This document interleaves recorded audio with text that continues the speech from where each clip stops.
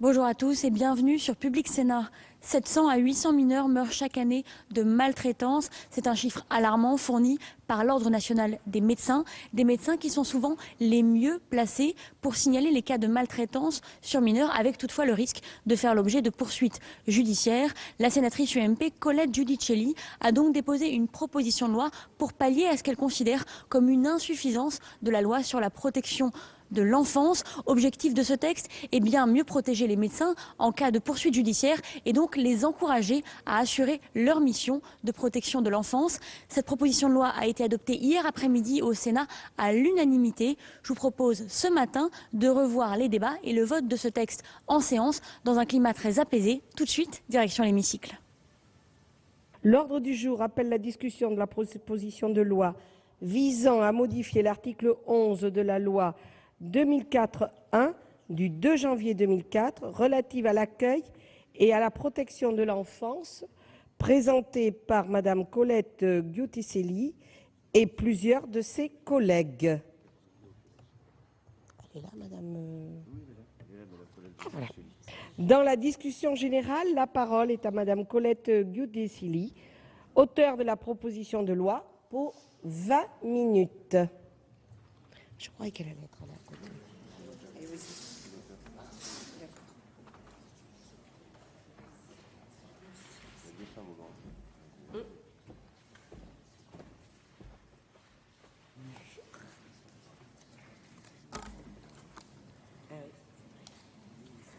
Madame la Présidente, Madame la Ministre, Mesdames et Messieurs les sénateurs, les médias nous rapportent très régulièrement de terribles faits divers où des enfants subissent maltraitance et violences, souvent de la part de leurs parents. Ces violences se terminent trop souvent aussi par le décès des enfants. Cette question de la violence faite aux enfants est non seulement un problème de société, mais surtout une question de santé publique. Les conséquences subies dans l'enfance sont catastrophiques. Certes, tous les enfants maltraités ne deviennent pas des délinquants, ni à leur tour des parents violents. Mais de nombreux travaux scientifiques confirment les liens entre la maltraitance et les troubles graves à l'âge adulte. Concernant les violences sexuelles, il y a quelques jours se déroulait à Paris le colloque de l'association Mémoire traumatique et victimologie. Dans le rapport d'enquête, on peut lire que 2 victimes de violences sexuelles sur 5 ont fait une tentative de suicide à l'âge adulte. De toutes les violences envers les enfants, les violences envers les enfants sont certainement les plus cachées. Mais il y a des chiffres qui ne sont pas contestables. En France, chez nous, 2 enfants meurent chaque jour des coups de leurs parents. Chaque année, 700 à 800 décès sont imputables au mauvais traitement qui se déroule au sein de la famille. Il y a 98 000 cas connus d'enfants en danger. Il serait plus de 100 000 selon les associations spécialisées dans la protection de l'enfance. Le phénomène n'a pas tendance à diminuer avec le temps, bien au contraire. La situation ne cesse de se dégrader puisqu'il y aurait 10% de cas de plus qu'il y a 10 ans. Au terme des définitions de l'ODAS, l'Observatoire national de l'action sociale décentralisée, la notion d'enfant en danger recouvre divers cas. Ils sont en danger quand ce soit des enfants à risque, c'est-à-dire des enfants dont les conditions d'existence peuvent compromettre leur santé, leur sécurité, leur éducation ou leur moralité, soit des enfants maltraités, c'est-à-dire des enfants victimes de violences physiques, de cruauté mentale, de négligence lourde ou de violences sexuelles ayant des conséquences graves sur leur développement physique et psychologique. Parmi les 98 000 enfants en danger, 19 000 sont victimes de maltraitance. Plus de 85% des violences sur enfants ont lieu au sein de la famille proche. 44% des enfants maltraités ont moins de 6 ans. En dépit de la création de l'ONED, l'Observatoire national de l'enfance en danger, la connaissance statistique précise du phénomène de maltraitance reste probablement encore insuffisante dans notre pays. Il y aurait surtout une sous-évaluation des chiffres réels de maltraitance. Effectivement, il y a très peu d'études épidémiologiques à grande échelle en France qui chiffrent le nombre d'enfants ayant été l'objet de violences psychologiques, physiques et sexuelles. Il faut se référer aux études des USA et du Canada qui mettent en évidence qu'un enfant sur 10 aurait été exposé dans son enfance à des actes de violence de la part de ses parents. On peut penser qu'en France, comme dans d'autres pays comparables, par leur niveau de vie, on estime à 10% le nombre d'enfants qui sont victimes de violences. Ce chiffre a été récemment confirmé par la HAS dans ses dernières recommandations faites aux médecins concernant les questions de signalement. Une telle sous-estimation de la violence faite aux enfants aurait des causes multiples. Il y aurait d'une part une insuffisance des investigations médicales ou médico-légales, des carences dans la prévention, dans le repérage des enfants victimes à l'école, dans les consultations d'urgence, dans le cabinet du médecin libéral.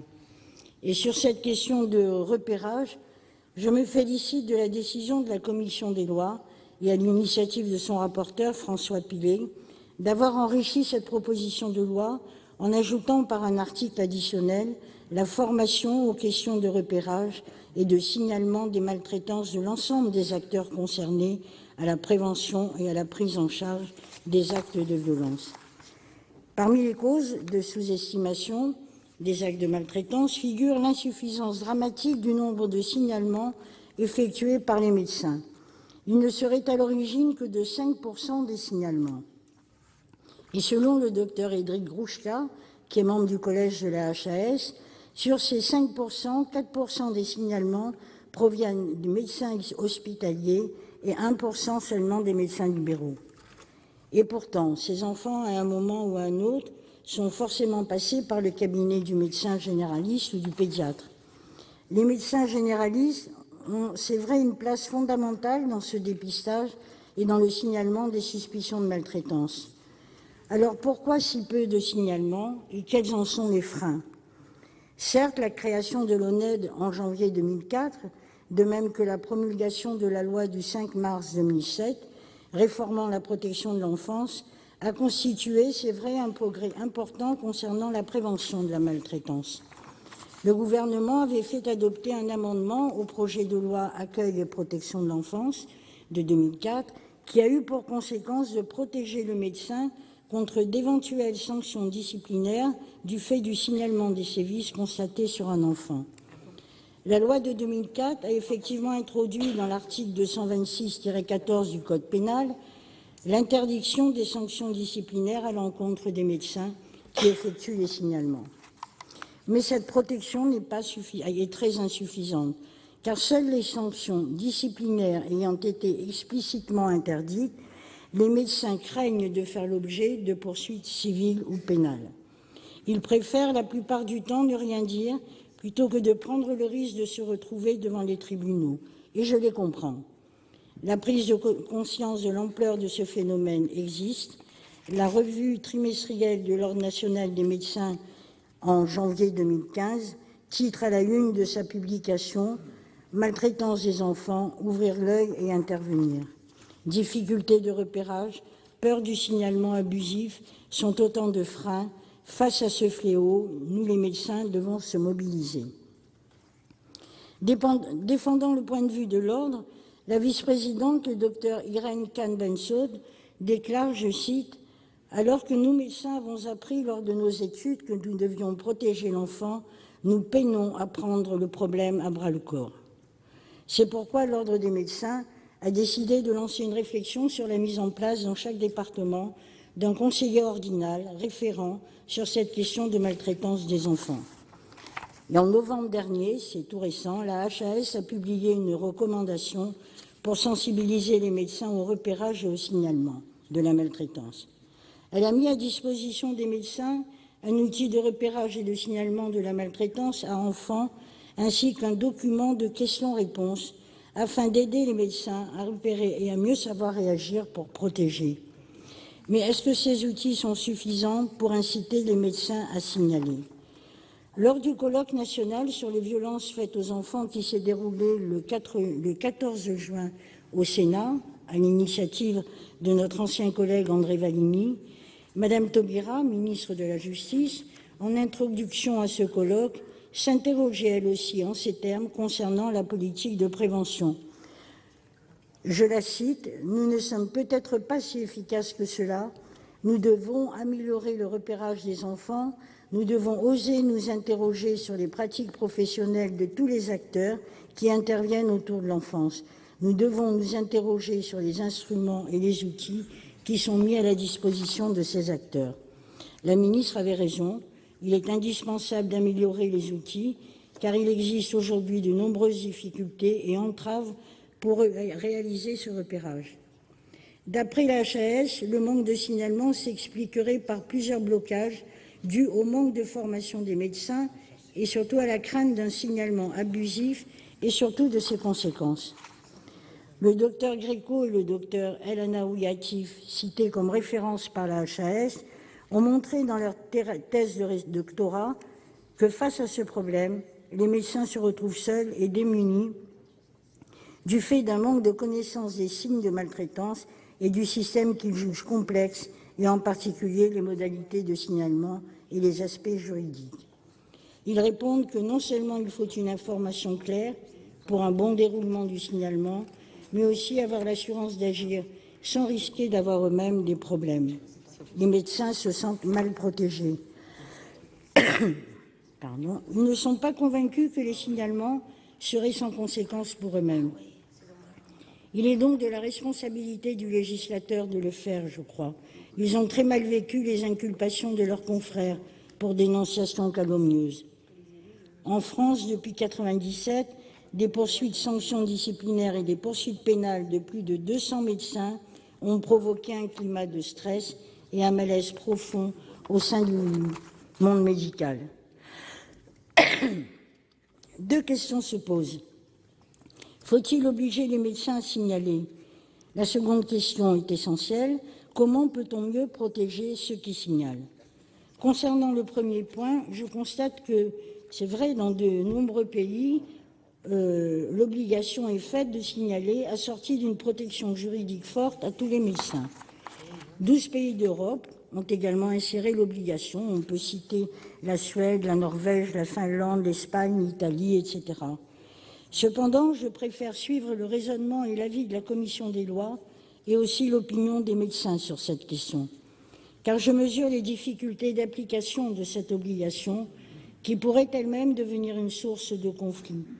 Elle pourrait engager la responsabilité civile des médecins qui n'ont pas été en mesure de détecter une situation de violence. Ils auraient donc omis de faire un signalement. Cette obligation pourrait également dissuader les victimes de se rendre chez le médecin, de peur que celui-ci, obligé par la loi, ne fasse ce signalement. Je reste donc convaincu que l'on peut se satisfaire d'une obligation déontologique à condition qu'elle soit dépourvue de toute ambiguïté. Qu'il s'agisse des médecins libéraux ou hospitaliers, nous constatons des difficultés à appréhender ces notions juridiques parfois complexes. Cela concerne évidemment la question des modalités de rédaction des signalements eux-mêmes, qui ont pu être quelquefois source de contentieux. Par exemple, il existe une certaine ambiguïté, c'est vrai, dans la rédaction de l'article 44 du Code de déontologie médicale, qui pourrait laisser à penser que le médecin a le droit de s'abstenir de signaler. À cet article, il est dit « S'il s'agit d'un mineur de 15 ans ou d'une personne qui n'est pas en mesure de se protéger en raison de son âge ou de son état physique ou psychique, il doit, et c'est ça qui est important, sauf circonstances particulières qu'il apprécie en conscience, alerter les autorités judiciaires, médicales ou administratives. » En dépit des recommandations de l'Ordre des médecins, mais aussi par la HAS, quant à l'obligation de signaler, cette notion de circonstances particulières que le médecin apprécie en conscience semble bien être une brèche dans le dispositif législatif lui permettant de s'abstenir de signaler, comme le faisaient remarquer les conclusions du rapport du comité de suivi du colloque qui s'était déroulé au Sénat. Il serait donc peut-être judicieux, comme le proposait ce comité de suivi, de réfléchir à une modification de l'article en supprimant, sauf circonstances particulières qu'il apprécie en conscience. La seconde question, très importante, comment peut-on mieux protéger les médecins lorsqu'ils signalent?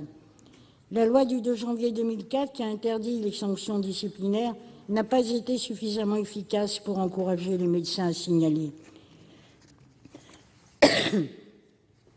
Nous nous souvenons tous des situations où, lorsque l'instruction par la justice du dossier d'un enfant ayant subi de la violence conduisait à un non-lieu, le médecin se retrouvait poursuivi par l'auteur présumé des sévices sur la base d'une dénonciation calomnieuse. Tant que les médecins craindront des poursuites civiles ou pénales, je suis sûr qu'ils préféreront de temps en temps se taire.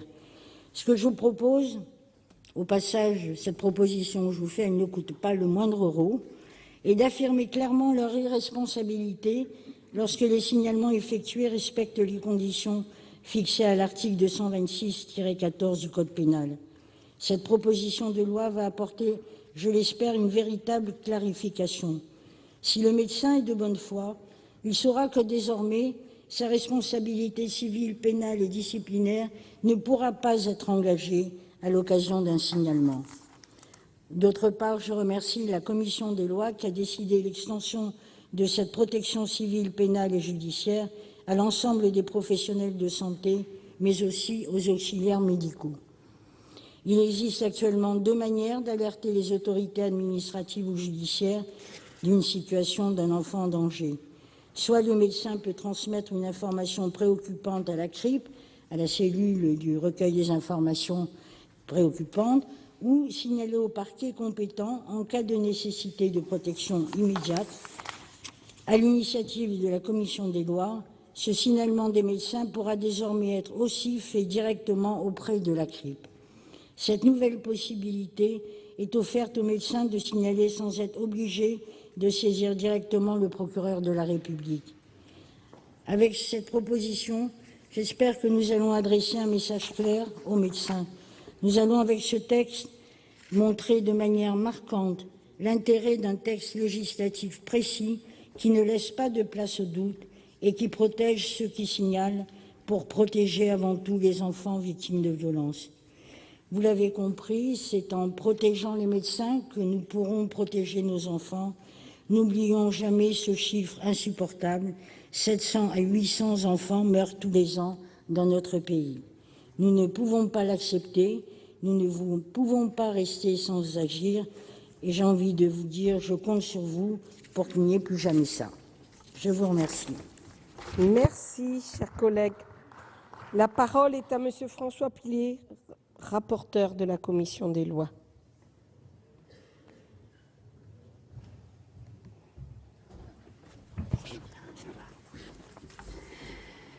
Madame la Présidente, Madame la Ministre, Mesdames et Messieurs, mes chers collègues, la maltraitance faite aux enfants ou aux personnes vulnérables est un très très grave problème de société. On dénombre en France 98 000 cas d'enfants en danger, 19 000 sont victimes de maltraitance, dont près de 44% ont moins de 6 ans et 79 000 se trouvent dans des situations à risque.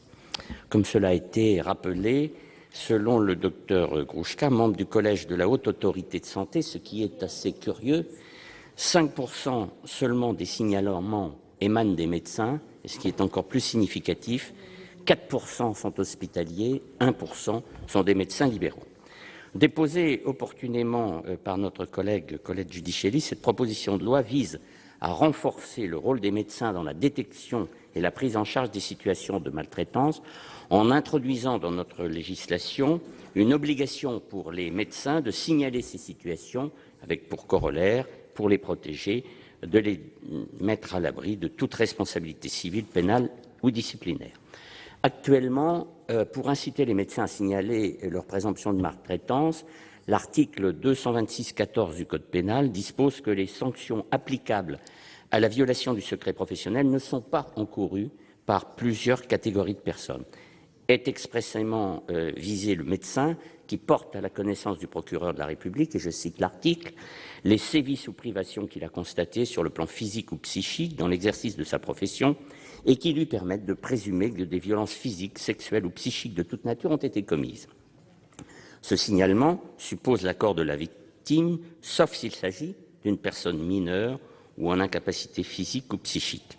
En 2007, d'ailleurs, je vous rappellerai que lors de l'examen de la loi relative à la prévention de la délinquance, la commission des lois avait estimé que le médecin ne pouvait s'affranchir de l'accord de la victime, mais devait l'accompagner et la convaincre, dans une démarche de responsabilisation, de prendre elle-même l'initiative de saisir la justice.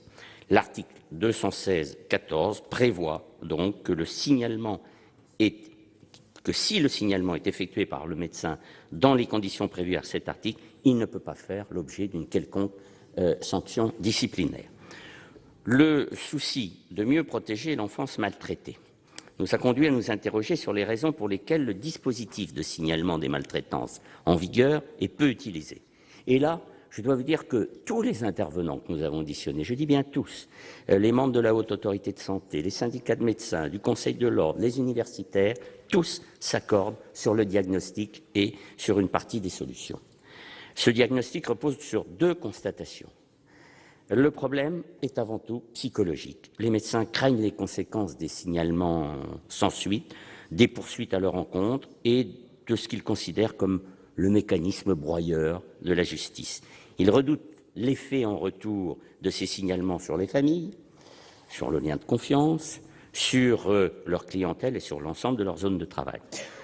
Deuxième point de diagnostic, de constatation, les médecins ne sont pas formés à la reconnaissance des situations de maltraitance et à la procédure de signalement.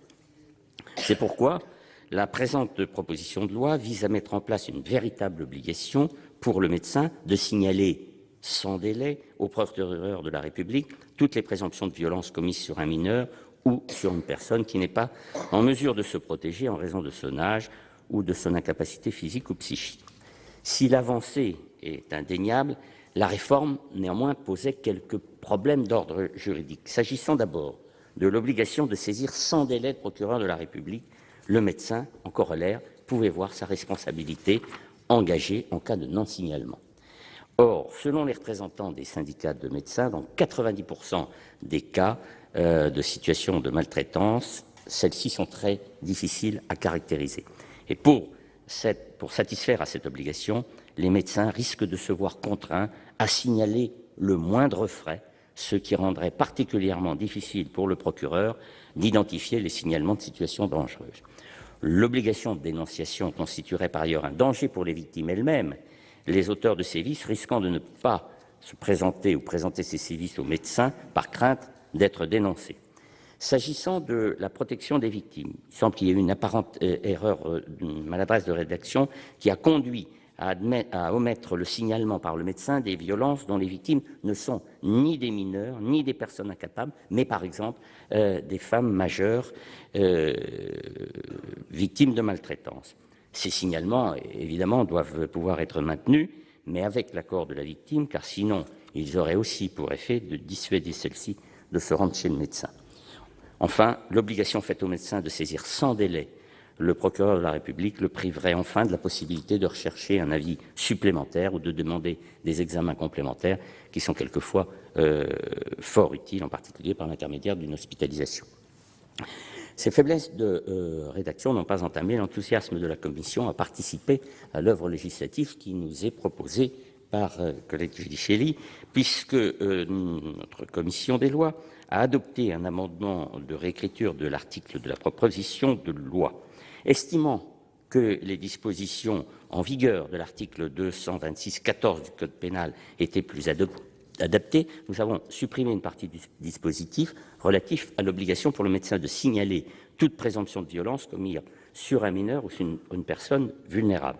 S'agissant de l'irresponsabilité civile, pénale et disciplinaire du médecin, le droit existant offre sans conteste déjà des protections aux médecins signalant les présomptions de maltraitance. Le secret professionnel étant levé, la responsabilité disciplinaire ou civile ne peut d'ores et déjà être recherchée, sauf en cas de signalement abusif. Les médecins qui font donc des signalements dans le respect des conditions fixées à cet article du Code pénal, l'article 226-14, dans sa rédaction en vigueur, n'encourent donc aucune sanction disciplinaire ou pénale, autrement dit, en l'absence de mauvaise foi, bien évidemment, et en l'absence de signalement, le médecin ne peut être poursuivi. Seuls les délits de non-empêchement de crime ou de non-assistance à personne en péril pourraient lui être reprochés. Quant à la responsabilité civile du médecin, elle ne pourra être engagée en l'absence de faute disciplinaire ou pénale. Il lui revient seulement donc de rapporter des faits au procureur de la République et non de désigner les auteurs et a fortiori d'établir un certificat médical sans avoir constaté lui-même les sévices ou privations. Cependant, et c'est là tout l'intérêt de la proposition, cependant, les dispositions de l'article 226-14 du Code pénal ne sont peut-être pas suffisamment lisibles. Leur compréhension nécessite une lecture de juriste, combinée de plusieurs textes et une connaissance approfondie de l'articulation qui existe entre les différents types de responsabilités. Le 4e alinéa de la proposition de loi de notre collègue, en réaffirmant clairement cette irresponsabilité sans pour autant modifier au fond le droit en vigueur, améliore la lisibilité des textes. Il affirme sans ambiguïté et de manière parfaitement explicite que le médecin qui signale régulièrement une présomption de maltraitance ne peut voir sa responsabilité, quelle que soit, engagée. La lecture du texte qui est porté devant votre Assemblée et soumise à vos votes est beaucoup plus claire, beaucoup plus lisible et de nature à rassurer le médecin qui la lit. Bien sûr, la commission des lois a néanmoins apporté une précision juridique en remplaçant ce qui revient au même, mais nous jonglons avec des notions juridiques plus connues, la référence à la preuve de la mauvaise foi par la référence à la preuve de l'absence de bonne foi du médecin, ce qui revient au même, mais nous attachons à une distinction juridique existante. À côté de cette disposition, d'autres moyens peuvent être recherchés pour améliorer la mise en œuvre du dispositif de signalement existant. Parmi les mesures envisagées, notre commission a étendu l'immunité pénale de la violation du secret professionnel à l'ensemble des professions médicales ainsi qu'aux auxiliaires médicaux. Par ailleurs, nous réaffirmons, ce qui est important, la possibilité donnée aux médecins qui n'ont que de simples doutes d'adresser leur signalement à la cellule départementale de recueil des informations préoccupantes, CRIP, qui est habilitée, elle, à effectuer des vérifications complémentaires plutôt que d'alerter immédiatement le procureur de la République. Enfin, la commission des lois a adopté un amendement qui complète la loi du 9 juillet 2010 relative aux violences faites aux femmes et aux violences au sein de la famille. Le devoir de signalement étant un devoir déontologique, il doit être conçu comme un soin à part entière et, comme tel, enseigné dans les facultés de médecine. Aussi avons-nous instauré l'obligation de formation des professionnels aux procédures de signalement des maltraitances. Nous avons uniquement ajouté au texte l'obligation de formation aux procédures de signalement des maltraitances. Et puis enfin, à côté de toutes ces modifications législatives, dont vous avez bien compris qu'elles ne visent qu'à rendre la loi lisible, compréhensible, ce qui devrait être d'ailleurs son premier rôle quand on sait que nul n'est censé ignorer la loi, nous estimons que l'amélioration de la détection des situations de maltraitance passe par des mesures d'information et de sensibilisation des professionnels de santé. Il s'agirait notamment que les pouvoirs publics, en particulier la Haute Autorité de Santé, améliorent les formulaires de signalement mis à la disposition des médecins en y ajoutant notamment, désormais ou tout à l'heure, la mention des dispositions qui les protègent et les formes que le signalement doit prendre. Je vous remercie de votre attention. Merci. La parole est à Madame Laurence Rossignol, secrétaire d'État chargée de la famille, des personnes âgées et de l'autonomie.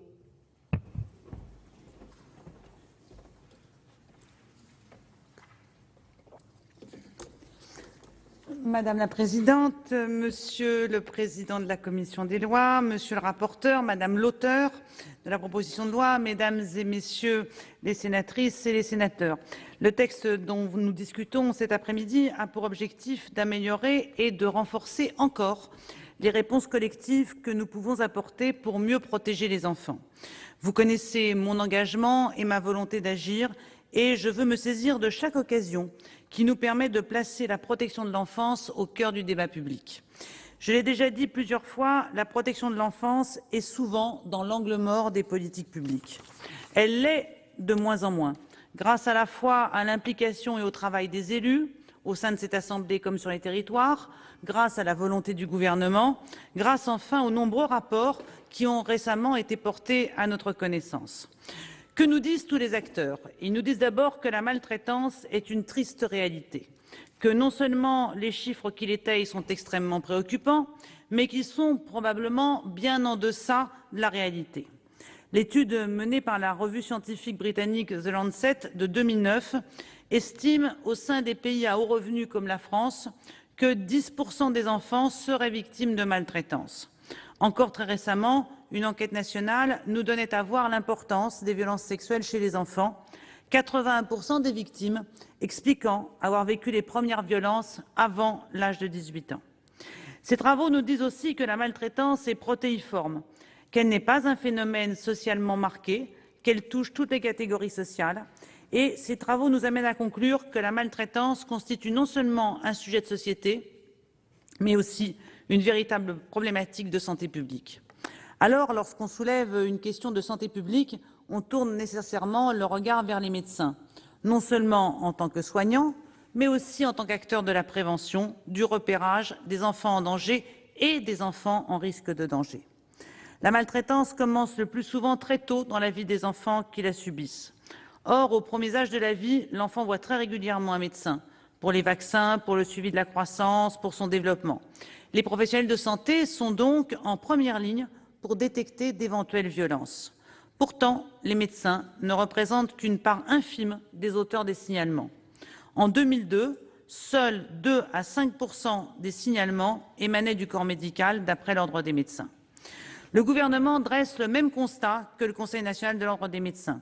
Les médecins font trop peu de signalements et encore moins d'informations préoccupantes. Pourtant, le Conseil de l'Ordre nous a précisé récemment, par un courrier en date du 20 février dernier, que si des sanctions disciplinaires ont bien été prises à l'encontre de médecins qui n'avaient pas procédé à un signalement, en revanche, aucun d'entre eux n'aurait été sanctionné disciplinairement pour y avoir procédé. Il faut donc dire que les textes existent dans le code pénal, mais aussi dans le code de l'action sociale et des familles, le code de déontologie, des textes qui prévoient les obligations et possibilités d'échanger les informations soumises au secret. Nous ne partons donc pas de rien en la matière. La loi du 5 mars 2007 portant réforme de la protection de l'enfance, et je salue le président Bas qui l'a fait adopter à l'époque, a permis des avancées majeures pour améliorer le repérage de la maltraitance. Elle introduit la notion d'information préoccupante et crée les cellules de recueil, d'évaluation et de traitement des informations préoccupantes, plus connues sous le nom des CRIP par les spécialistes, et elles sont présentes dans chaque département. Elle ouvre ainsi la possibilité d'intervenir dès le risque de danger. Ces dispositions permettent aux médecins, comme aux autres professionnels, d'échapper à un dilemme impossible, dénoncer ou se taire, pour ouvrir une troisième voie, celle qui consiste à partager une information une préoccupation avec des professionnels formés, à qui il revient de procéder à une évaluation pluridisciplinaire des situations de danger ou de risque de danger. La loi de 2007 donne de surcroît un cadre légal au partage d'informations concernant les mineurs en danger ou risquant d'en être, et elle aménage ainsi le secret professionnel. Pour accompagner les médecins et pour conforter les dispositions de la loi de 2007, la Haute Autorité de Santé a communiqué le 17 novembre dernier ses recommandations à l'attention des professionnels de santé afin de mieux repérer les cas de maltraitance infantile. Elle a présenté des outils très opérationnels pour les médecins, tels qu'un modèle type de signalement ou de certificat médical sur demande spontanée. La HAS a également rappelé, à cette occasion, que la protection de l'enfant est un acte médical et une obligation légale. Un professionnel de santé a, comme n'importe quel citoyen, l'obligation de porter assistance à une personne en danger, comme le précise l'article 223.6 du Code pénal. Et les sanctions que peuvent encourir les professionnels de santé qui n'auraient pas répondu à cette obligation sont très lourdes. 5 ans d'emprisonnement et 75 000 € d'amende en cas d'inculpation pour non-assistance à personne en danger, 3 ans d'emprisonnement et 45 000 € d'amende en cas d'inculpation pour non-dénonciation de crime. La loi est ainsi à la fois protectrice et incitatrice. Pour autant, les chiffres évoqués précédemment et communiqués par l'Ordre des médecins nous disent qu'il faut encore avancer. Les freins au signalement par les médecins sont de diverses natures, comme le souligne la Haute Autorité de Santé. D'abord, le manque de formation aux questions de la maltraitance. Sur ce point, je vous invite à visionner le court-métrage réalisé pour l'AMI Prof et en ligne sur le site stop-du6 violence-du6 femmes.gouv.fr et qui montre bien comment nos professionnels peuvent agir tout en respectant les obligations liées au secret professionnel. Deuxième facteur de frein au signalement, la méconnaissance des procédures légales. Troisième facteur, les représentations idéalisées de la famille, naturellement bonne et protectrice, ou encore les relations interpersonnelles qui s'instaurent entre la patientèle et le médecin de famille. Enfin, la crainte d'un signalement abusif, et c'est l'objet de notre discussion de cet après-midi, ou encore l'absence d'information en retour du signalement. C'est pourquoi je partage la même préoccupation que les parlementaires à l'origine de cette proposition de loi, à savoir encourager les médecins à partager leurs inquiétudes quand ils craignent un danger pour un enfant qu'ils ont rencontré dans le cadre de leur exercice professionnel. Et j'ajoute que pour être efficaces, les réponses devront être plurielles. Il faut sans doute rassurer les médecins en tenant compte de leurs préoccupations et modifier l'article L226-14 du Code pénal pour préciser encore, si c'était nécessaire, que la transmission d'informations à la CRIP ou les signalements au procureur d'une situation de danger pour un enfant ne peuvent se traduire par une condamnation au titre de l'article L226-13 du Code pénal. Et il faut profiter de ces modifications pour rappeler les dispositions de la loi du 5 mars 2007 sur les conditions de l'échange d'informations à caractère secret.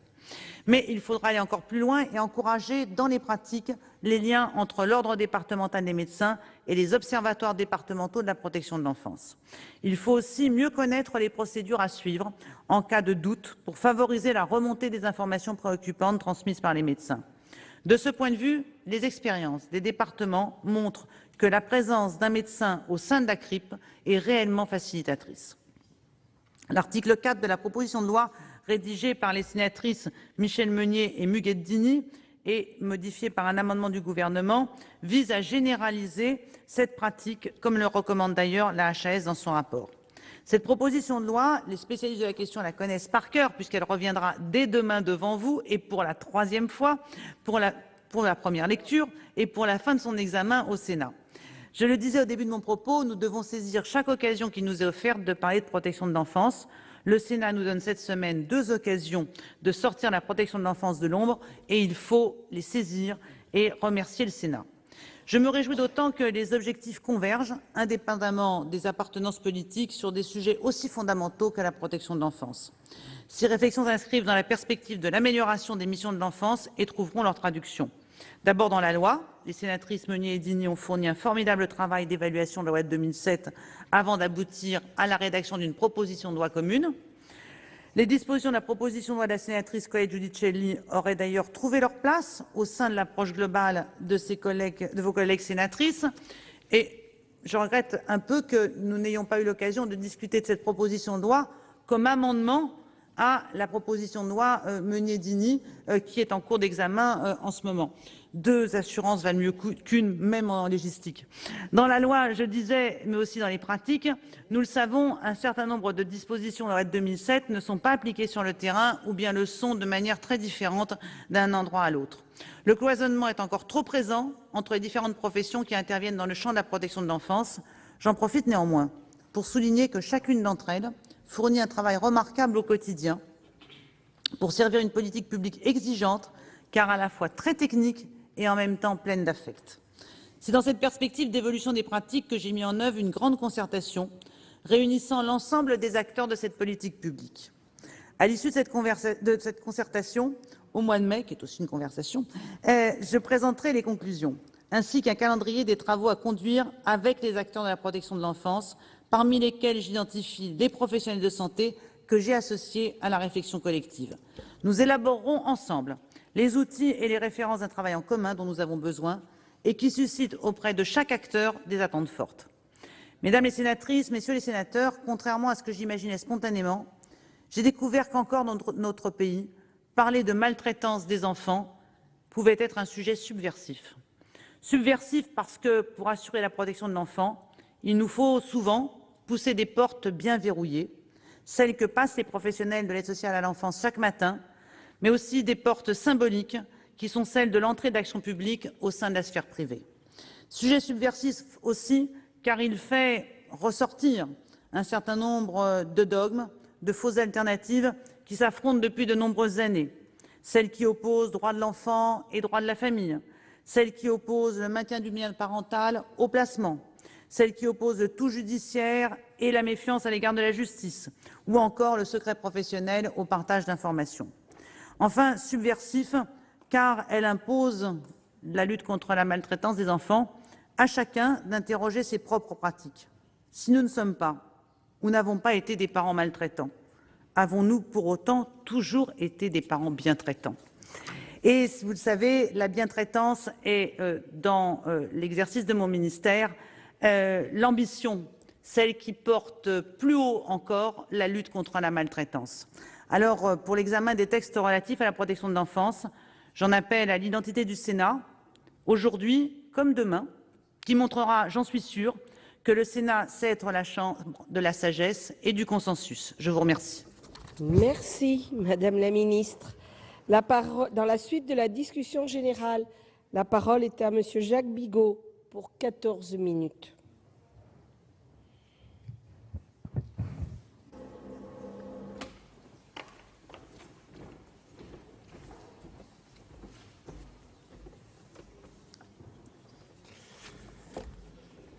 Madame la Présidente, Madame la Ministre, Monsieur le Président, Monsieur le rapporteur, Madame l'auteur de la loi, mes chers collègues, je pense que nul ne m'en voudra de ne pas faire usage de 14 minutes pour exprimer des choses qui sont tellement évidentes que le consensus ne peut que recueillir l'avis de tous sur cette proposition de loi, avec en même temps beaucoup d'humilité, parce que nous savons bien que ce n'est pas cette modification de la loi qui va modifier tous les comportements, hélas, mais nous devons y contribuer.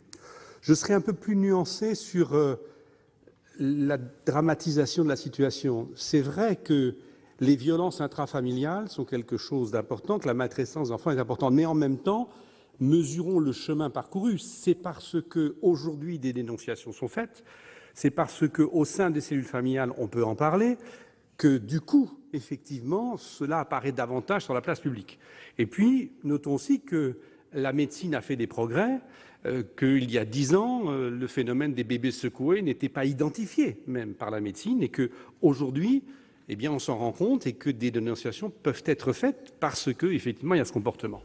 Donc, dans ce contexte-là, vous proposez, Madame l'auteur de cette proposition de loi, que l'on améliore le texte par rapport à la situation des médecins. Votre proposition première visait d'ailleurs non seulement à garantir le fait que le médecin ne pourrait pas se voir reprocher la violation du secret professionnel, mais également l'obligation qui lui serait faite de dénoncer au procureur de la République, comme d'autres pays l'ont fait, d'ailleurs sur les conseils du Conseil de l'Europe.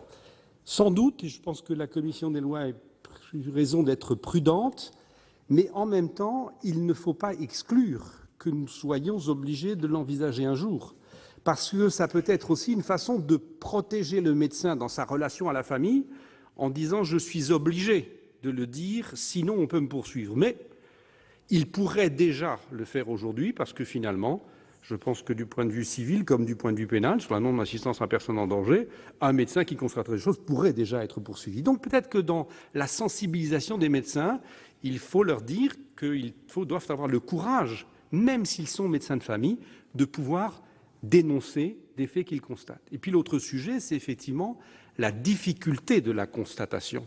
Les violences aux enfants, la maltraitance, elles ne se remarquent pas forcément de manière extrêmement visible, d'autant plus qu'elle est psychologique. Et puis de toute façon, l'enfant, je ne parle pas là du nourrisson, mais l'enfant plus âgé, maltraité, se sent mal aimé et il n'aura pas, lui, envie d'en parler au médecin.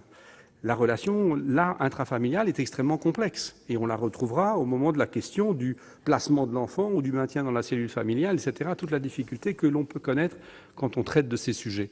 Donc je crois que cette proposition reste dans un équilibre et ce qui me paraît tout à fait intéressant, Monsieur le rapporteur, je crois que vous avez bien fait de le rajouter, c'est le fait d'inciter plutôt à passer par le biais de la CRIP, puisque c'est une cellule, parce que c'est l'information partagée et qu'effectivement, passer tout de suite au stade du procureur de la République, c'est tout de suite dans la pensée de ceux qui le feront rentrer dans une dénonciation qui va aller éventuellement vers le juge d'instruction, vers la police et autres. Or, je crois qu'à ce stade-là, on n'en est pas encore sûr et donc il faut être extrêmement prudent.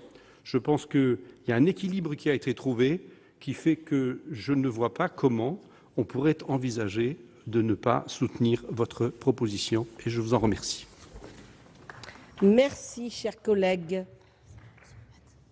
La parole est à Madame Esther Benbassa, à qui nous allons laisser le temps de descendre, puis de monter jusqu'à la tribune.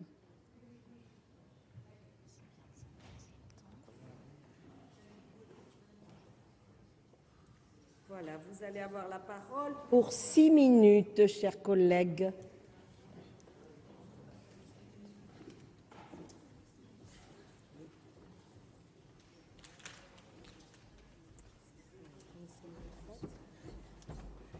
La troisième fois du chocolat. Madame la Présidente, Madame la Ministre, Monsieur le rapporteur, mes chers collègues, nous examinons aujourd'hui la proposition de loi de notre collègue Colette Giudicelli, c'est vous, je crois, je ne sais pas, visant à modifier l'article 11 de la loi numéro 2004-1 du 2 janvier 2004 relative à l'accueil et à la protection de l'enfance.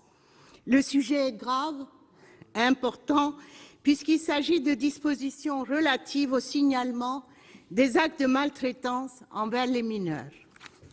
Et en la matière, les chiffres sont sidérants. On dénombre dans notre pays 98 000 cas connus d'enfants en danger, 19 000 sont victimes de maltraitance et 79 000 se trouvent dans des situations à risque. 44% des enfants maltraités ont moins de 6 ans. Derrière ces chiffres, souvent rappelés, il y a la réalité crue de l'enfance en danger, de l'enfance maltraitée.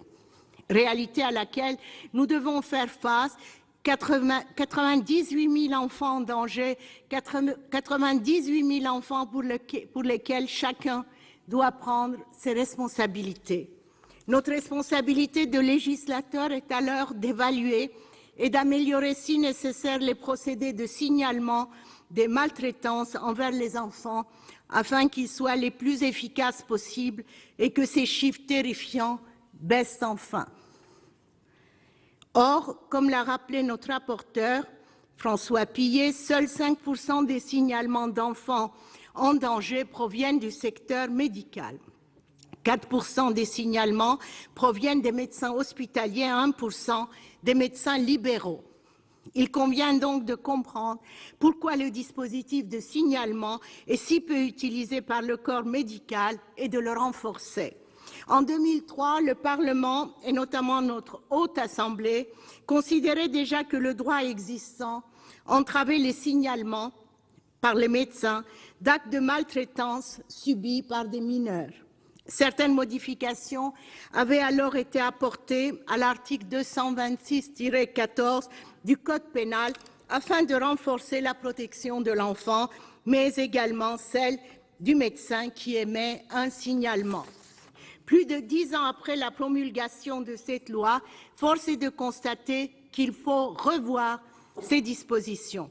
Comme l'exposé des motifs le rappelle, depuis 1997, environ 200 médecins, qu'ils soient psychiatres d'enfants, médecins généralistes, pédiatres ou encore gynécologues, ont fait l'objet de poursuites pénales et ou de sanctions disciplinaires à l'initiative du ou des auteurs présumés des agressions, ce qui a créé un climat de stress et un malaise profond au sein du monde médical.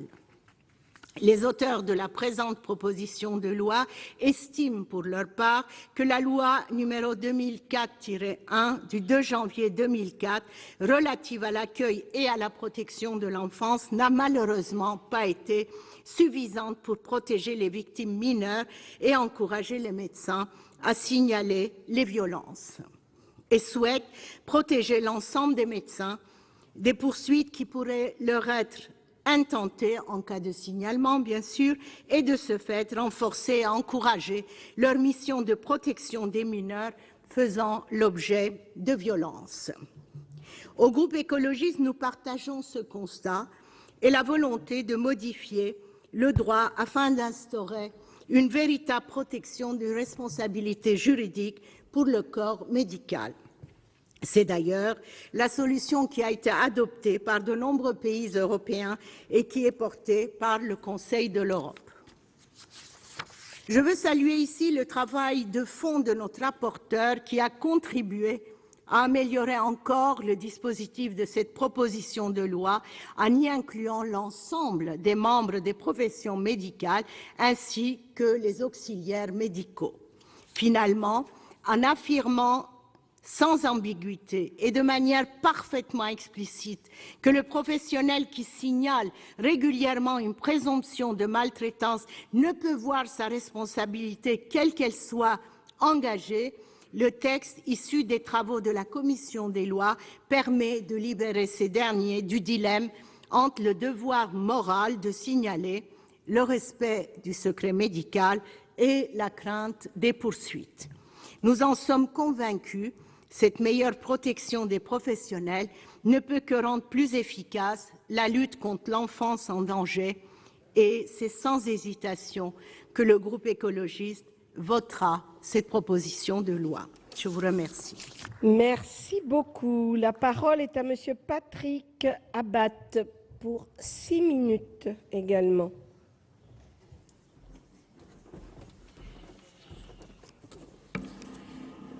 Madame la Présidente, Madame la Ministre, chers collègues, des études internationales, bien que difficiles à mener, nous montrent qu'un quart des adultes dans le monde déclarent avoir subi des violences physiques dans leur enfance et qu'une femme sur 5 et un homme sur 13 disent avoir subi des violences sexuelles dans leur enfance. Ces formes de violences physiques, psychologiques, de traitements négligents sur des mineurs ont des conséquences importantes sur la santé de l'enfant, son développement, sa dignité tout au long de la vie, en faisant un véritable enjeu de santé publique. La maltraitance provoque un stress auquel on associe une perturbation du développement précoce du cerveau qui peut affecter le développement des systèmes nerveux et immunitaires. Dès lors, les enfants maltraités deviennent des adultes qui sont davantage exposés à divers troubles comportementaux, physiques ou psychiques. J'emporte là des lieux-dits, mais je pense qu'il était utile quand même de rappeler. Ce problème concerne l'ensemble des pays, même s'il est clair que les situations de conflits armés, de zones de non-droit ou de grande misère sociale ou d'éducation aggravent particulièrement les maltraitances. Les jeunes filles, d'ailleurs, y sont particulièrement exposées, subissant violences sexuelles, exploitation et autres sévices. Mais la maltraitance n'est pourtant pas l'apanage des pays pauvres ou des pays en guerre. Elle concerne l'ensemble des pays développés et en leur sein l'ensemble des milieux sociaux et l'ensemble des familles. Loin d'être un phénomène rare, cette maltraitance infantile est très fréquente puisque 10% des enfants en seraient victimes dans les pays dits à haut revenu. Alors, malgré, cher collègue Bigot, le chemin parcouru en termes de techniques d'investigation, de paroles libérées, même si on n'est pas confronté à une augmentation extraordinaire du phénomène, il n'en reste pas moins que 10% des enfants maltraités, il ne faut pas les regarder, ces enfants, au travers de ce chiffre des 10%, mais au travers d'une petite cohorte d'une dizaine de gamins qui quitte son école pour aller à la cantine scolaire de la ville ou du quartier, du village ou du quartier, dans laquelle cohorte de 10 petits gamins, il y en a statistiquement un qui est maltraité. C'est ça qu'il faut regarder. Et c'est énorme. Ces maltraitances ne sont que rarement signalées. La Haute Autorité de Santé estime que 90% des cas ne le sont pas. Elle est en outre peu déclarée par les médecins, on l'a dit. Seuls 5% des cas de maltraitance sont signalés ainsi par les médecins, 1% en ville, 4% à l'hôpital, alors qu'un tiers des signalements vient des services sociaux, 20% de l'éducation nationale, un peu plus de 15% du voisinage, de l'entourage, un peu plus de 15% aussi de la famille elle-même. Pourtant, les médecins sont des acteurs essentiels dans les premières années de la vie, notamment, dans le repérage de la maltraitance, et ils devraient être les plus à même d'appréhender ces violences physiques, psychologiques, et ils participent peu au signalement. Les difficultés à caractériser la maltraitance par manque de formation, la réticence, ça a été dit, à remettre en cause la famille, cette sphère de la famille qui qui s'oppose à la sphère publique, mais aussi la méconnaissance des dispositifs de signalement à la justice, la méconnaissance sur le terrain, moi j'ai pu le constater encore tout récemment, des cellules de recueil des informations préoccupantes, des conseils généraux, qui sont ces méconnaissances, ces réticences, autant de freins à l'action des médecins. Il ne faut pas oublier le risque aussi, bien sûr, ça a été évoqué, de poursuites pénales et judiciaires par les présumés agresseurs, qui peut constituer un dernier frein au signalement, même si, rappelons-le, l'absence de signalement fait également courir un risque aux médecins pour non-assistance à enfants en danger. Ceci étant, ce n'est pas vraiment un phénomène massif, même s'il a été relevé. Ce sont, depuis 1997, 200 médecins, psychiatres d'enfants, médecins généralistes, pédiatres, etc., ayant signalé au procureur des possibles maltraitances sur des enfants qui ont fait l'objet de poursuites. C'est beaucoup. C'est en même temps relativement pas énorme, bon, mais il faut quand même s'en préoccuper. Pour protéger la victime, le repérage précoce, ça a été dit, est décisif, je veux le rappeler. Les professionnels de santé, parce qu'ils sont en contact régulier avec les enfants dès leur plus jeune âge, sont en première ligne pour détecter un cas de maltraitance et le signaler aux autorités. C'est pourquoi cette proposition de loi entend favoriser le signalement par les médecins en instaurant dans sa version initiale une obligation de signalement dans tous les cas de présomption de maltraitance. Elle entend également lever la responsabilité civile, pénale, disciplinaire du praticien, à moins que sa mauvaise foi n'ait été judiciairement établie. L'objectif est louable, il s'agit de renforcer, d'encourager ces signalements. Elle va dans un sens que nous partageons, même si nous l'avons vu, les freins au signalement sont en fait beaucoup plus complexes et dépasse le seul risque de poursuite judiciaire, on l'a vu, plutôt réduit. La Commission a modifié, elle a enrichi ce texte dans un sens qui nous convient bien aussi. Tout d'abord, avec l'obligation de signalement qui a été levée en commission, qui partait d'un bon sentiment, mais qui aurait pu avoir des objectifs, des résultats contraires à l'objectif poursuivi. Je ne vais pas développer, j'étais un petit peu en retard, mais ça a été dit. En outre, la Commission a rajouté la mention dans la loi d'un signalement à la cellule de recueil, de traitement, d'évaluation des informations. Et ça, c'est extrêmement important, parce que c'est effectivement beaucoup plus souple, beaucoup plus facile, beaucoup plus mesuré, équilibré, c'est un terme qui a été utilisé, et donc beaucoup plus efficace. En fait, cette commission a aussi élargi à la violence au sein des couples, avec les conséquences en termes de violence à l'égard des enfants, et elle a rajouté un article qui prévoit une formation aux modalités de signalement des situations de violence aux autorités administratives et judiciaires. Le texte est ainsi plus complet. Ce dispositif continue quand même à poser la question de la formation des médecins. Je crois qu'il est évoqué, c'est l'article additionnel, mais c'est, je crois, maintenant là-dessus qu'il va falloir vraiment travailler, des médecins et des auxiliaires médicaux. Il ne faudra pas oublier, vraiment s'engager dans cette voie-là. Ceci étant, on ne peut que saluer l'initiative de notre collègue auteur, on ne peut que se féliciter du travail du rapporteur et de la commission, et ce consensus, c'est bien le moins que notre Assemblée puisse apporter à un texte qui a, même s'il ne va pas faire complètement changer la donne, disons complètement, qui s'intéresse à un sujet de cette nature concernant la petite enfance. Merci. Vous aurez compris qu'on aura voté, bien sûr, qu'on votera bien sûr ce texte. Merci, chers collègues. La parole est à Monsieur Gilbert Barbier, pour 6 minutes également.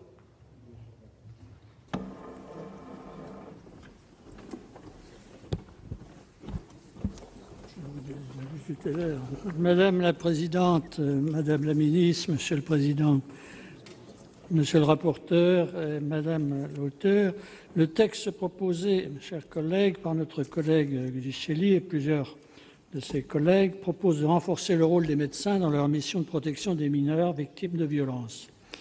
Est ainsi introduite dans le Code pénal une obligation de signalement pour tous les médecins.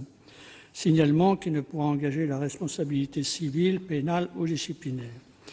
Face aux faits de violence, de viol, de mauvais traitements sur des mineurs et dont les médias nous rapportent quotidiennement des faits, l'intention des auteurs de cette proposition est louable. À chaque fois, la même question se pose. Pourquoi ces drames n'ont-ils pas fait l'objet de signalements plus tôt? Cette maltraitance, longtemps méconnue, souvent cachée, ignorée, y compris au sein des familles, nous interpelle tous. Elle concerne tous les citoyens, et pas seulement les médecins, les professionnels de santé ou les acteurs sociaux. Et a posteriori, on peut, à juste titre, s'offusquer des faits récurrents et répétitifs pendant des années, sans que personne n'ose en parler. Ni les voisins, ni les proches étaient-ils au courant ou non? La maltraitance est un problème de santé publique, comme ça vient d'être évoqué, un problème massif dont les conséquences se retrouvent des années plus tard, à l'âge adulte, notamment dans les cas de sévices sexuels dans l'enfance. Les enfants maltraités seront davantage exposés à divers troubles comportementaux, physiques ou psychiques, désordres affectifs, mais aussi troubles du comportement, penchant pour des actes de violence, dépression, toxicomanie, désocialisation. Il n'est que lire les comptes rendus d'audience des tribunaux d'assises et la fréquence d'un passé familial douloureux, souvent parmi les accusés. Cela ne peut en aucun cas être une excuse, mais cela peut expliquer certaines dérives. Combien de personnes adultes traînent en silence ce boulet d'une maltraitance dans l'enfance ou l'adolescence? Ainsi, dans un certain nombre de cas, l'absence de signalement de la part des proches, de la famille, des médecins, pédiatres, médecins de famille, a pu jeter l'opprobre sur ces victimes. Face au problème de signalement, il est certain qu'il fallait exonérer de sanctions les médecins. C'est ce que la loi du 2 janvier 2004 relative à la protection de l'enfance a instauré. Est-ce suffisant? Pour les auteurs de la proposition de loi, probablement pas. Comme l'a souligné le rapport Goutte Noire d'avril 2014, le domaine médical est un maillon particulièrement important de la protection de l'enfance. La maltraitance commence en effet souvent aux premiers instants de la vie, à un moment où l'enfant est pourtant suivi assez régulièrement par les professionnels de santé. Pourtant, comme ça a été rappelé, seulement 5% des signalements émanent du corps médical. Alors, soit par crainte de poursuite ou de perdre contact avec la famille, auquel il faut ajouter l'absence de suite donnée à un certain nombre de signalements par les autorités compétentes, ou encore l'absence de formation, comme ça vient d'être dit par mon prédécesseur, dans le cursus universitaire. Alors effectivement, 5%, c'est bien peu pour ceux qui sont amenés à soigner, veiller sur l'enfant et l'adolescent. Les auteurs de la proposition considèrent que le dispositif actuel, je cite, n'est pas suffisant pour protéger les victimes mineures et encourager les médecins à signaler les violences. Ils rappellent par ailleurs qu'il existe une obligation de signalement pour les médecins fonctionnaires de tout acte de maltraitance en vertu de l'article 40 du Code pénal. D'où cette proposition de légiférer à nouveau pour étendre cette obligation à tous les médecins avec la suppression de l'accord de la victime pour les majeurs. Je veux répéter que nous sommes tous conscients de la gravité de ces problèmes, mais à l'instar du rapporteur, je considère que le texte proposé initialement était d'application délicate. Imposer une obligation de signalement n'est pas une bonne chose. Le rapporteur l'a parfaitement expliqué. Aussi, le texte qui nous est proposé par la Commission apporte des précisions utiles à la loi de 2004. Sans modifier au fond le droit en vigueur, il le rend plus lisible et affirme explicitement que le médecin qui signale en toute bonne foi une présomption de maltraitance n'encourt aucune sanction, quelle qu'elle soit. Le texte prévoit aussi, ça vient d'être évoqué et répété, la possibilité pour le médecin de saisir le CRIP. C'est certainement une bonne chose, sachant que les médecins hésitent bien souvent à saisir l'autorité judiciaire. Enfin, la Commission a souhaité renforcer la formation des professionnels. Là aussi, je reprends mon prédécesseur, qui sont confrontés à ces situations de malveillance. Nous avons bien conscience de la nécessité que cette formation est actuellement très insuffisante, mais à laquelle il faudra trouver une place dans les programmes de formation. Pour avoir personnellement exercé pendant plus de 10 ans en chirurgie infantile, je peux attester qu'il faut agir avec précaution sur ces suspicions de maltraitance, même si en milieu hospitalier, l'approche est peut-être plus facilement collégiale. Mais la question est encore plus délicate pour le médecin généraliste, isolé et une meilleure formation me semblent prioritaires. Mais n'imposons pas aux médecins des contraintes trop grandes. C'est pour cela qu'avec les membres de mon groupe, nous suivrons le texte de la Commission. Je vous remercie. Merci. La parole est à Monsieur François Zocchetto, désormais pour 8 minutes.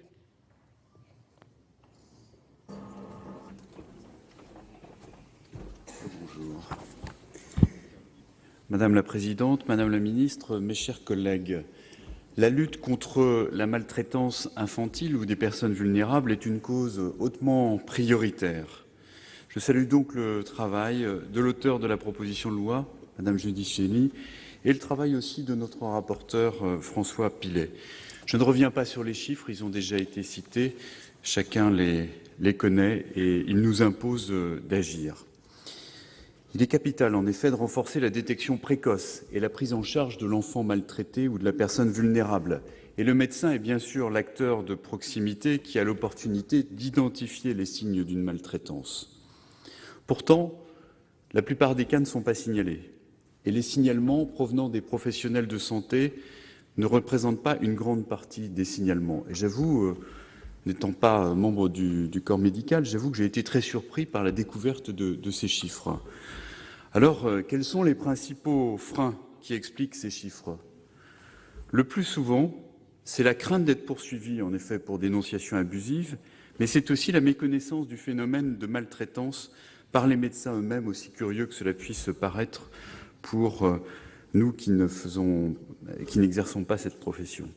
Alors, pour lutter contre ce dénominateur commun qu'est la peur de la victime aussi à désigner ces mots, peur du médecin, la confiance et la protection doivent être renforcées de part et d'autre, de manière à briser le silence, de manière à libérer la parole.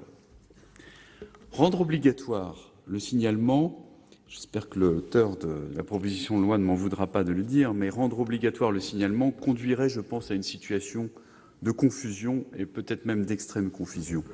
Car de peur de voir sa responsabilité engagée, le médecin serait contraint de signaler le moindre fait. D'autre part, devant l'afflux de signalements, il deviendrait très difficile pour le procureur d'identifier les situations particulièrement dangereuses et prioritaires. Ça a été relevé par notre rapporteur, la gravité de la situation ne justifie pas toujours l'urgence. Et puis une telle obligation serait, il faut le dire, incompatible avec les principes de la déontologie médicale qui impose aux médecins de faire preuve de prudence, de circonspection et d'apprécier chaque situation en conscience. Selon le dernier sondage de l'association L'Enfant Bleu, 60% des victimes ont gardé secret leur maltraitance. Alors, pour lutter contre la peur qui réduit les victimes au silence, le lien de confiance qui unit le médecin à son patient doit être solide et indéfectible.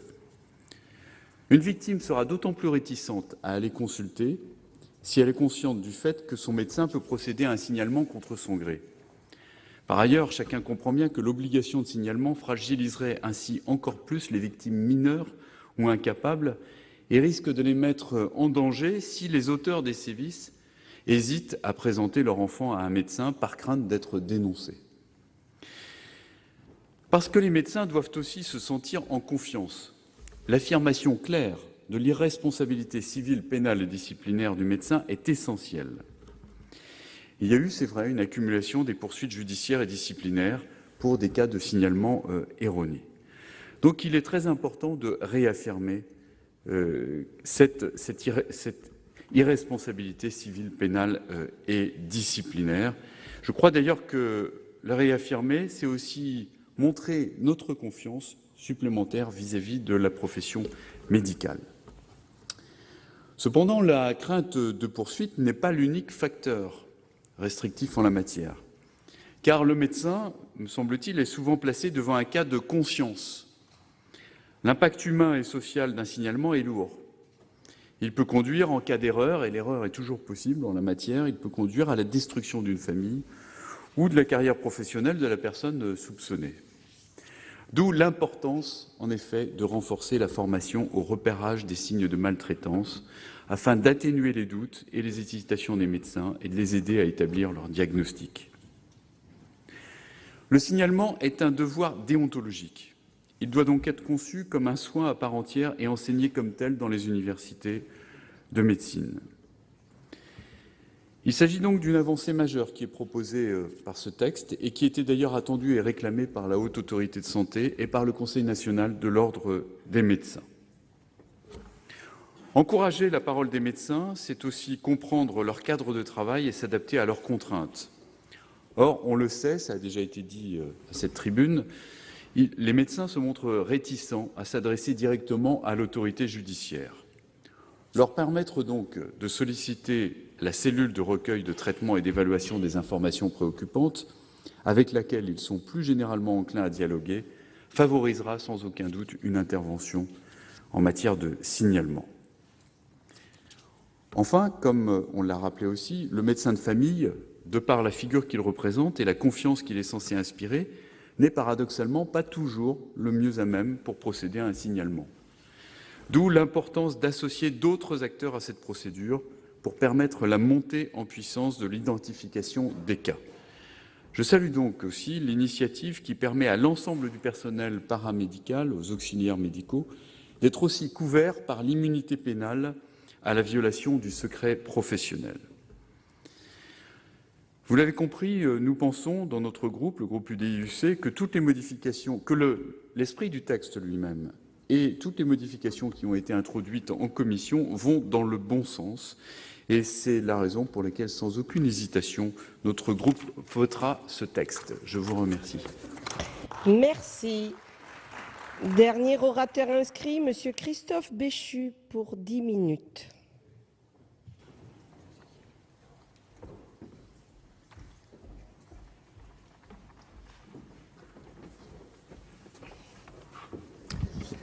Madame la Présidente, Madame la Ministre, Monsieur le rapporteur, mes chers collègues, je voudrais d'abord, bien entendu, moi aussi, joindre mes remerciements aux orateurs précédents qui ont salué le travail de Colette Giudicelli et le dépôt de cette proposition de loi.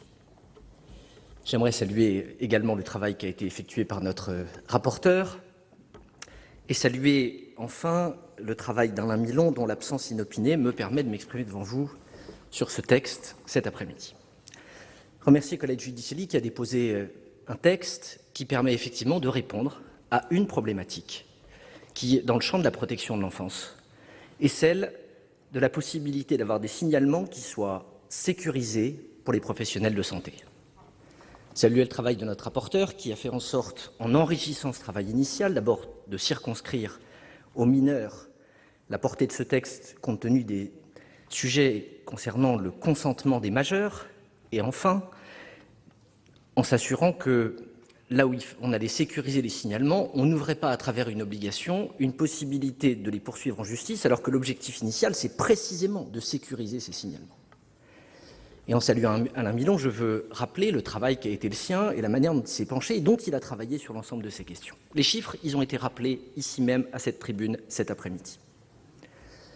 Et je crois que c'est vous, Madame la Ministre, qui avez donné ce chiffre estimatif qui se base principalement sur des travaux britanniques disant que 10% des enfants ont été victimes de maltraitance et que dans les 2/3 des cas, le silence prévaut encore aujourd'hui sur les violences qu'ils ont pu subir.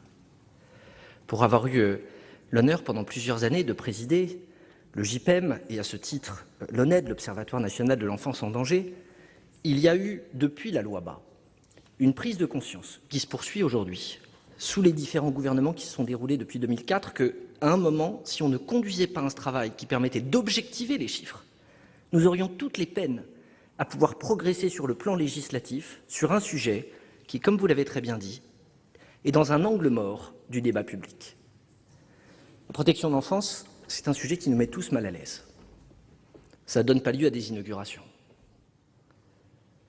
Quand on a en responsabilité les questions sociales, il y a de multiples manières de saluer et de travailler autour du champ du handicap, d'ouvrir des établissements qui vont être consacrés à améliorer tel ou tel type d'accompagnement, faire en sorte de se battre pour la scolarisation des autistes, dans le champ de l'autonomie, du grand âge, au-delà de l'anniversaire des centenaires dans les maisons de retraite que nous ne fêtons plus parce que sinon on y passerait tous nos week-ends. Chacun sait aussi et mesure à quel point, pas seulement au travers des plans canicules, mais au travers tout simplement de l'ouverture des cantous, le fait de saluer la qualité de ce qui se met en place, nous avons des occasions de braquer les projecteurs sur la manière dont les collectivités locales ou dont le gouvernement peuvent investir, intervenir dans ces champs de la solidarité. Et ce qui est vrai en matière de handicap, en matière de vieillissement, l'est tout autant dans le champ de l'insertion. Quand on accompagne des chantiers d'insertion, quand on s'efforce de mettre en place des clauses dans les marchés publics, quand on travaille pour essayer de diminuer la précarité sur un certain nombre de secteurs, y compris dans le domaine de l'aide alimentaire, tous les champs de la solidarité sont des champs sur lesquels il y a des possibilités publiques de montrer à la fois que les pouvoirs publics ne restent pas inactifs et de mobiliser des ressources et du travail. Mais la protection de l'enfance, la règle, c'est d'abord de préserver l'anonymat des enfants. Et quand on ne peut pas montrer les bénéficiaires d'un certain nombre de mesures, c'est toujours complexe de mettre en valeur ce qui peut être conduit. La deuxième difficulté, c'est que ça renvoie chacune et chacun, quelles que soient ses convictions politiques, à un profond sentiment de malaise. Comment peut-on s'attaquer à des enfants et comment peut-on, dans la plupart des cas, s'attaquer à ses propres enfants? Comment celles et ceux, adultes, parents, qui ont d'abord cette responsabilité de protéger, d'éduquer, d'accompagner, d'élever, de faire grandir, peuvent être les premiers bourreaux d'un certain nombre d'enfances qui vont se briser sur des figures que personne n'a envie d'invoquer. Et donc la protection de l'enfance, elle s'invite dans notre quotidien.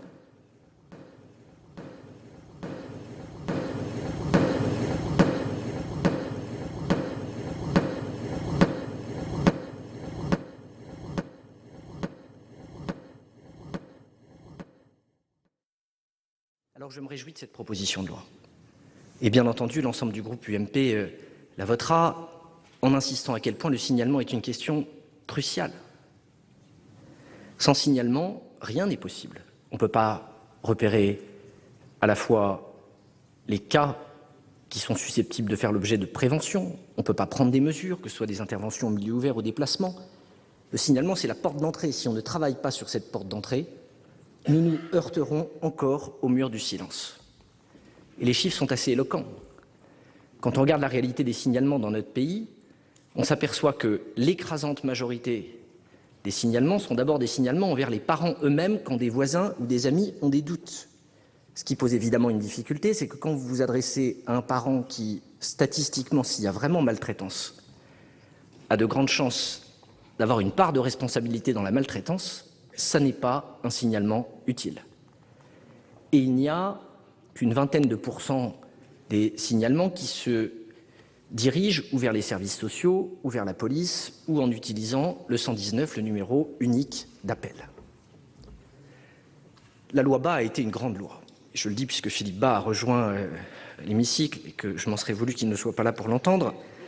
Et malgré tout, un certain nombre de choses sont aujourd'hui à améliorer dans ce dispositif. Et je voudrais, mes chers collègues, au-delà du consensus qui nous réunit sur ce texte, intervenir devant vous, devant ce qui me semble être les 3, 4, 5 sujets sur lesquels, pour le coup, le compte n'y est pas. On veut sécuriser les signalements, pourquoi seulement les professions de santé? Et les instituteurs et les autres lanceurs d'alerte qui, eux aussi, peuvent se préoccuper d'une judiciarisation croissante. Combien de présidents de conseils généraux ont été confrontés à une situation personnelle que j'ai vécue il y a quelques années, d'une assistante sociale qui appelle sa responsable de circon, qui appelle le président du conseil général sur le thème « Il serait souhaitable de placer cet enfant, mais on aimerait ne pas faire d'acte écrit pour éviter de se retrouver dans une situation où la famille pourrait ensuite se retourner contre nous ». De la même manière, parler de la protection de l'enfance aujourd'hui, c'est aussi s'interroger sur le caractère extrêmement préoccupant de son financement et de sa soutenabilité financière. Parce que sur le plan des dépenses de solidarité, pour la PCH, pour l'APA, pour le RSA, des mesures ont été prises. On peut discuter ensuite de leur caractère. Mais l'aide sociale à l'enfance est considérée comme étant une dépense sociale obligatoire, mais qui ne fait pas l'objet de critères absolument objectifs et qui peut donc devenir une variable d'ajustement à la baisse en cas de difficultés financières demain. De la même manière, mes chers collègues, le sujet aujourd'hui des mineurs isolés étrangers, qui embolise une partie des dispositifs d'accueil classiques, là où sont placés des enfants qui sont victimes de maltraitance, ne peut pas être laissé de côté. Et la question de la régulation, malgré la circulaire Taubira, chacun le sait, n'est aujourd'hui pas bien répartie, avec des départements qui font plus que leur part et d'autres qui accueillent extrêmement peu.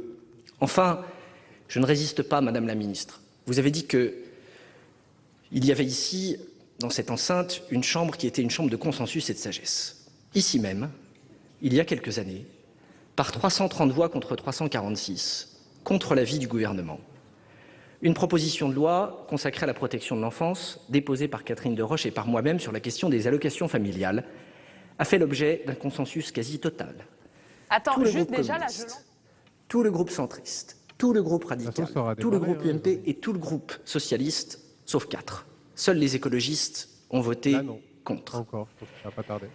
Je suis vraiment convaincu que cette question de la moralisation du dispositif et du fait que les allocations familiales ne soient pas perçues par des parents auteurs des victimes qui sont commises sur leurs enfants. Cette question des allocations familiales versées aux tiers dignes de confiance, versées aux familles d'accueil ou versées aux conseils généraux, qui ne coûtent pas un centime à l'État, puisqu'il s'agit simplement de transférer cette somme en direction de ceux qui en assument la responsabilité, serait une manière à la fois d'assurer une forme d'autorité, de dégager plusieurs centaines de millions d'euros, y compris pour des mesures nouvelles si les sommes n'étaient pas affectées de manière directe, et permettrait de montrer que dans ce domaine, au-delà de la question du signalement, les ambitions qui sont énoncées à cette tribune peuvent être prises. La réponse de Madame Bertinotti, votre prédécesseur au moment de ce débat, avait été la suivante. Tout dans ce texte n'est pas acheté, mais il est nécessaire qu'il y ait une grande loi sur la protection de l'enfance. C'était il y a 3 ans. La proposition de loi d'aujourd'hui, comme celle de demain, comme d'autres, vont conduire à des petits ajustements. Le moment est peut-être venu d'avoir une vision qui soit plus large, qui soit plus ambitieuse et qui nous permette d'être à la hauteur de ce défi. Merci, mes chers collègues. Merci. Madame la Ministre, vous avez la parole.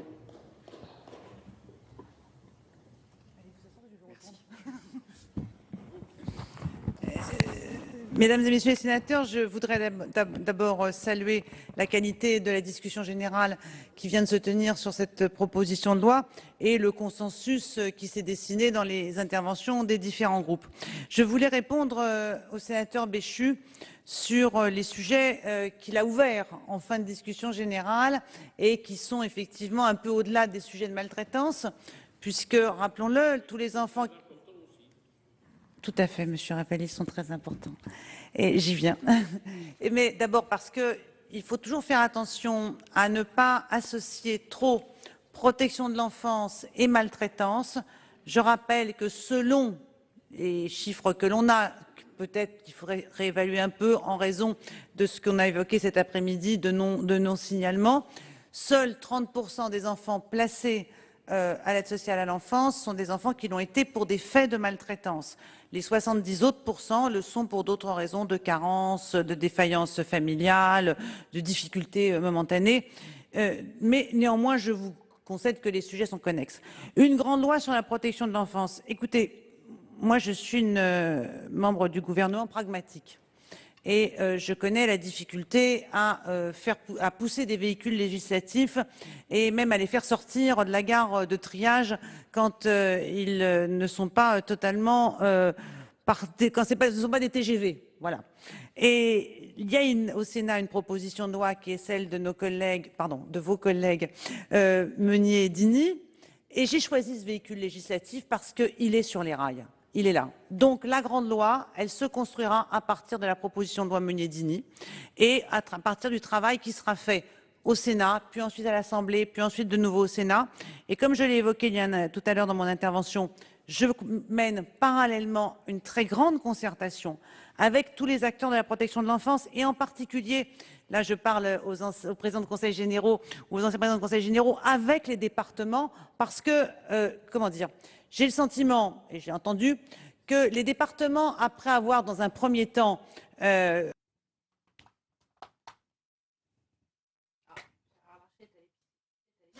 vrai?